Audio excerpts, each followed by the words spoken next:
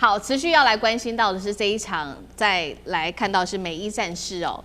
沒有協議也要搶濃縮鈾哦。現在川普最後放手一搏，地面要來做硬闖嗎？以色列則是說停火，但是呢照樣轟黎南。今天就這些議題，我們會一起來做關心。3個火線話題，今天帶觀眾朋友特別來請專家幫我們做解讀。川普公開放話，美國不需要談判也能夠取得伊朗的濃縮鈾，他甚至暗示說呢，可能動用軍事手段的情況之下，但是美國真的會這樣子做嗎？會升級為地面戰，派特種部隊來做準備嗎？第二件事情要來關心到是，一旦美伊他們發現了衝突之後，出現美軍傷亡，這會不會成為川普他可以合法化發動戰爭的一個關鍵因素呢？這一場衝突是不是已經失控了？第三件事情，以色列、黎巴嫩已經同意要停火了，但是為什麼呢？以軍仍然是在黎南這邊持續的做地面上面的行動攻擊，甚至出現了非常多的傷亡哦。這種停火不停兵，究竟是戰術的操作，還是他真的沒有要停戰的意願？今天就這些議題，我們會一起來做關心。好，有關於這個美伊談判，其實一直的關鍵還是卡在有關於濃縮鈾的一個問題。最核心的濃縮鈾到現在，川普可以說是進退兩難。於是呢，我們看到他最新向媒體出了一個狠話，他說美國根本不需要依賴談判就能夠掌握伊朗的濃縮鈾，只要我們想這麼做，現在就可以立刻取得伊朗的濃縮鈾。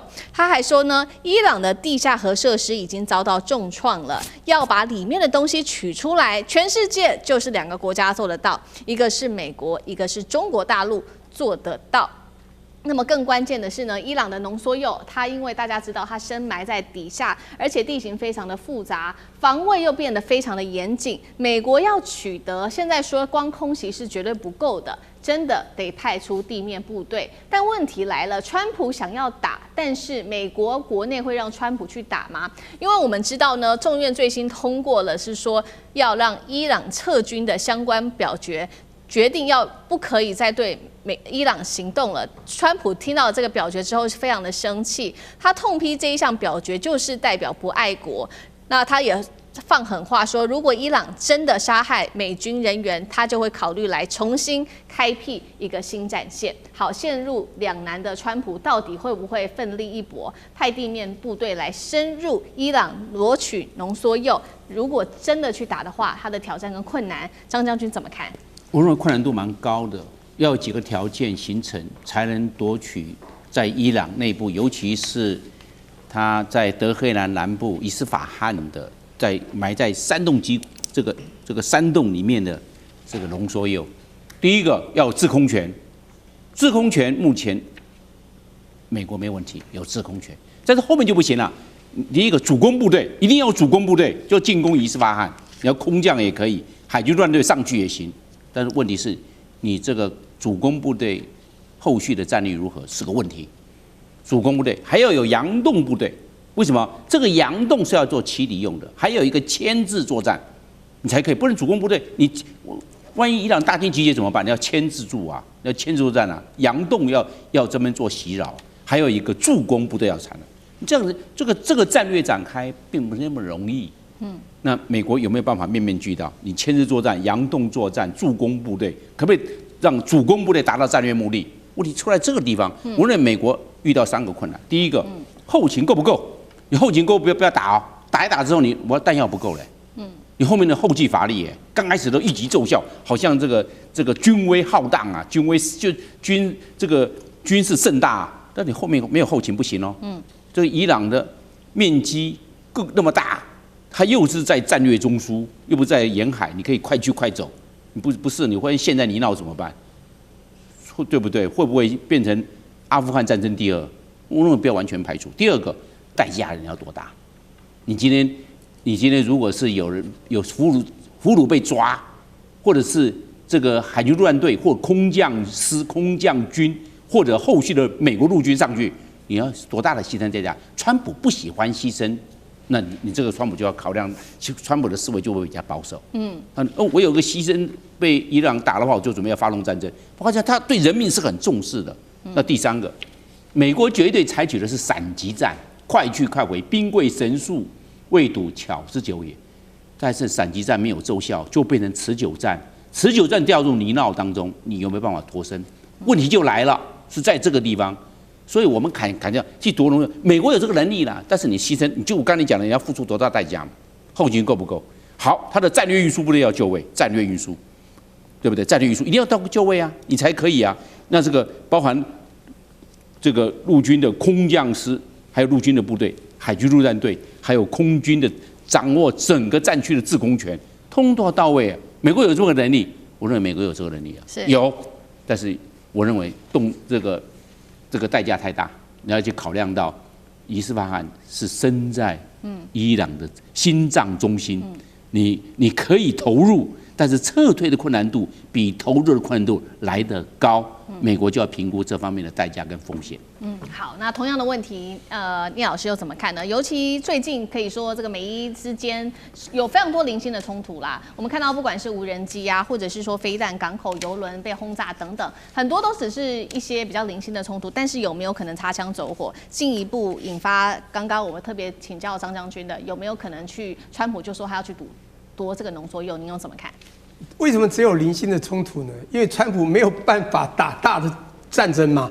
因為呢，他很想全面啟動，因為他想要得到 achieve 他的 goal， 他的目標就是他一直喊出來濃縮鈾，甚至於喊的飛彈，他現在你知道飛彈他就不談，最早濃縮鈾要拿到。當然後來有荷姆斯海峽的問題，川普想打啊，他不能。我跟你講這件事情很難吶，你看現在談地面部隊根本就難上加難。之前不是要搶一個島嶼，要封鎖他的那個石油設施，也是不可能啊，都是喊話。他唬人的情境是比他實際能做到的高非常多，但是可能唬嘛、喊嘛、威嚇嘛，所以我覺得非常難。難在哪裡呢？各位想一下啊，去年呢，他在加拿大還在開 G7 會議，這次在歐洲要開了哈，在6月11、18號的時候突然趕回去哦，他說我有很重要的事情要做，那回去說我2個禮拜以內要打伊朗，結果他有一個午夜啊，在午夜重錘啊 ，GBU 57 3萬磅的一個。他認為可以直接深入到地深處的那個彈，就把你打穿了，你就完蛋了。我跟你講，我多厲害！結果呢，B2風化機過去一炸，61公尺沒有炸到。他說我炸到了，已經毀了。結果呢，全世界不知道，到底炸到哪裡？因為沒有人知道，也沒有這個核外洩的問題，所以他沒有成功嘛，很清楚。這一次呢，他發覺有點難，他要用地面部隊，不可能啊！我跟你講，為什麼難呢？第一個，他不敢吶。真的，他去做的話，他必須要消耗掉多少他的軍事實力，你知道嗎？他還是要繼續喊，你知道嗎？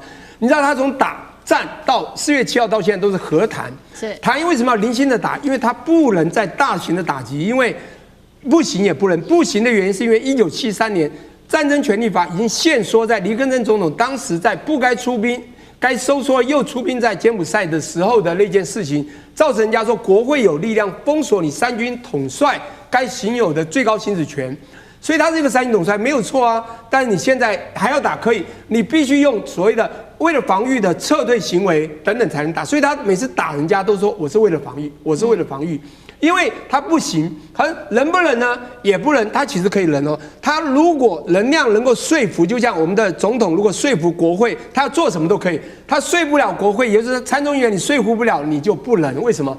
國會已經看穿了，沒辦法全部同意啊！現在很多人反他，包括共和黨都反他，所以他也不行了。這個法案嘛，也不能了，因為沒有人支持他。那這個東西講不好聽，他自己要去做，他就不太敢。所以我覺得這是一個大問題。當然，剛剛將軍也講到，這個國家伊朗也不是你隨便可以惹的啊。這個國家你不要小看它，我們都搞錯。其實它 GDP 也不低耶，它 GDP 這個 per capita GDP 隨便也是東南亞國家的3倍4倍啊。這個國家有很深的波斯文化，你知道嗎？只是在這個我們講亞伯拉罕那個體系裡面，在宗教裡面認為真正的宗教是猶太教，是以色列，它比較屬於旁系的。可是人家也是一個正規的，非常奉承他們的宗教精神的。這個國家除了大之外啊，它總共大有多大？台灣的50倍，這樣去想就好了，好不好？那就是這麼大，160多萬方公里，而且它的人口大概台灣的4.5倍大。我跟你講，它地形崎嶇，當你要怎麼打，你要怎麼去找到？剛剛講它深埋在地下，你怎麼去把它找出來？要派多少的地面部隊？這麼大的國家，請問一下，你進去就算了，如無人之地嗎？伊朗革命衛隊不反對嗎？你知道他之前我們這個很多的媒體都看到，伊朗現在1個月還在偷偷的做，為什麼？他知道你美國還要動作哎。我想跟你和談，我也怕受傷。可是你要動作，我1個月還在生產1萬個無人機啊，便宜嘛。我飛彈也做，他有付出他飛彈能力。反觀美國的後勤製造已經出了問題啊！你真要擋人家的愛國者飛彈這麼貴啊，動輒是400-500萬美金，甚至高到600萬美金，比較高級這個。好，你要知道這個問題就在美國的消耗戰已經打到體無完膚啊。從某個角度是這樣哦，當然美國實力還是最強，軍事實力還是最強，沒話講。他繼續恐嚇別人，絕對做得到，可以恐嚇。可真打下去，他又受傷，打到最後他會發覺打人家一定更慘，因為他實力的越強。他一定越更受傷，他根本就不要玩了。重點就在我剛看了一個好笑的東西，他說啊，最後要把這裡面東西拿出來，世界只有2個國家，你就講你美國幹嘛去扯中國呢？很好笑，對不對？我覺得這問題就在他說只有我和中國做得到，為什麼？他為什麼談中國？因為我覺得他第一有求於中國，想要中國你是不是來幫我講講話？我需要你。第二個呢，講嘛，他想趁此捧一下中國。因為中國現在已經給他了很大的感受，就是說你的籌碼可能不比人家，捧一下。第三個，我覺得他怕中國，他發現中國真的是有實力，他做任何動作可能要提一下中國，很好玩吧？好，一邊我們看到這個，雖然說美伊說在和談吶，但是一邊是這個零星衝突持續的在進行當中，另外一頭同樣是在中東戰線，也是說在和談了，但是為什麼又同樣又有一方持續的動手呢？另外一個和談的地方就是在以色列跟黎巴嫩了。好，結果沒有想到雙方說要這個發布了聯合聲明，同意停止敵對行動之後，以色列竟然又在開火了。國防部長說他會繼續在黎巴嫩南部進行地面軍事行動，結果立刻後來呢就是出動了他的無人機轟炸黎南的車輛，造成多人受傷，連這些聯合國的人員也遭到炮擊，造成了1死2傷。真主黨氣壞了，他就說呢，拒絕這一項停火協議，除非以色列領先全面撤出黎南。那酈將軍怎麼看？到底怎麼回事？以色列跟黎巴嫩是，我認為是不可能停火的。這個現在講停火，只是納坦雅胡在糊弄川普而已。那你知道能不能夠停火，必須由戰場上的一個實際的一個戰況來做判斷。那我現在將這個以色列在黎南地區的一個作戰的實況跟各位觀眾做報告，你就知道說我講說不可能停火，為什麼？我們看一下我這張圖哈，大家可以看到，以現在來講的話，這個是以色列的國境是在這個地方哈，以色列這是國境。那打了從3、4、5打了3個月以後，它推進的情況是這樣的，往前面推進這個情形。那以色列現在兵力部署在這個地方來講，它總共有6個旅的兵力，在這個地方只有1個旅。很明顯的，它主攻是在右邊哈，右邊打上去。那以色列為什麼要這樣打？這條河叫做利塔尼河，利塔尼河以南到以色列的這種國境這邊距離是30公里左右，這邊是海法。我們經常講說，以色列要建立一個緩衝區，就是指利塔尼河以南這塊區域，它建立緩衝區。那為什麼是30公里？第一個，它有河當做一個這個掩護陣地。第二個30公里剛好是這個真主黨火箭炮的射程，也就是說，我將你真主黨全部趕在利塔尼河以北，你的火箭炮就打不到我的國境之內，所以它稱為這個地方是一個這種緩衝區哈。那現在來講，以色列攻勢到達什麼位置呢？從這邊攻勢已經到了這個叫做博福特堡哈，這是很重要一個戰略要點。這邊是葛蘭高地，這邊博福特堡。這個堡哈，我看過那個你其實各位如果去 Google 上面，你就可以看得到，四周你就看到，它是這整個地區啊，包括黎巴嫩，包括到葛蘭高地，包括到以色列，整個是制高點在這邊，在這個地方四周都看得360度，四周都看得很清清楚楚的，是砍制的一個要點。那現在以色列哈，大概在上個禮拜，它攻到了這個點，是戰略的一個要點。它攻達這個點之後，你認為它會收手嗎？我目的就是要控領整個黎南地區，以確保我以色列的這個北邊的國境安全。那我已經打到一半，我怎麼可能在這個時候收手呢？所以不可能。我認為以色列緊接着下來的行動，極可能就是一個左旋的攻擊。怎麼講？我從這邊打上去以後，沿着利塔尼河的這種兩岸哈，向這邊掃蕩過來，直接打到地中海以南，然後控領整個黎南地區。我覺得以色列它的野戰戰略，我講的是野戰戰略目標，應該是如此。那他現在打到這邊，你想他怎麼可能停戰下來？那之前不是所有仗都白打，所有犧牲都白犧牲。他打到這邊，事實上他也付出很慘重的一個代價，因為黎巴嫩真主黨這時候有一種無人機叫做光纖無人機，雖然說它的數量不多，一天大概只能用到10-20輛，但是我看到這個影片裡面，這些飛手都已經非常熟練了，它很精準的可以攻擊以色列的梅卡瓦戰車。